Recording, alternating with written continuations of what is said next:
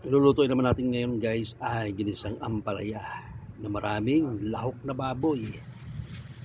Bisa natin magpahit ng kawali at maglagay na tayo ng konting mantika.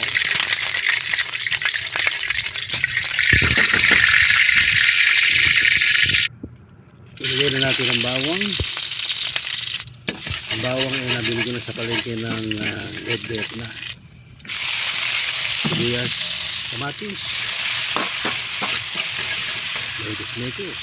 Ito na ang aking sandok na nabili ko lang yan sa Lazada. Yan, ang daming karne sa dito guys.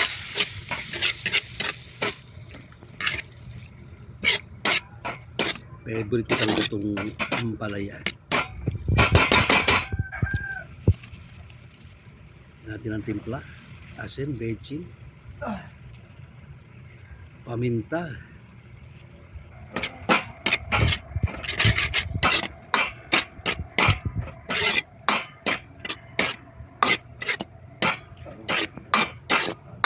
mekos sa maluto ng baboy. Pagluto na yan, lalagyan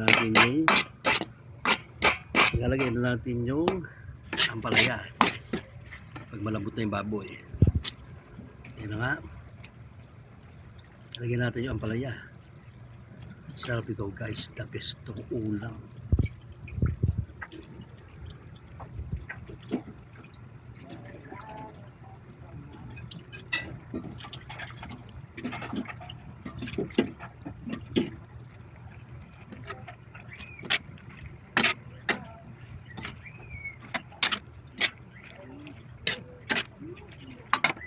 Mekos ulit. At pagkatapos tatakpan natin para maluto yung ampalaya.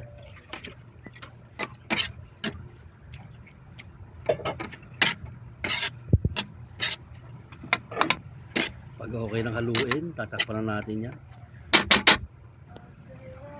Lagyan natin ng yung Knorr cubes. Mekos ulit. Kung hindi nagreklamo mga tao.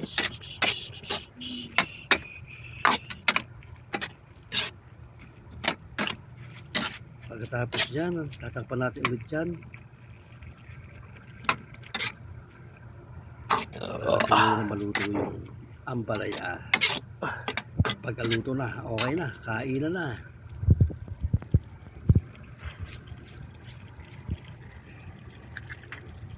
Yan, lagyan natin ng itlog. 3 itlog ang nilagay ko rito para masarap.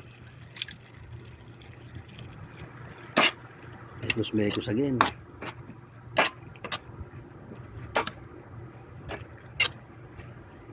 Ang ampalaya nito walang pait kasi binabad ko ito sa tubig.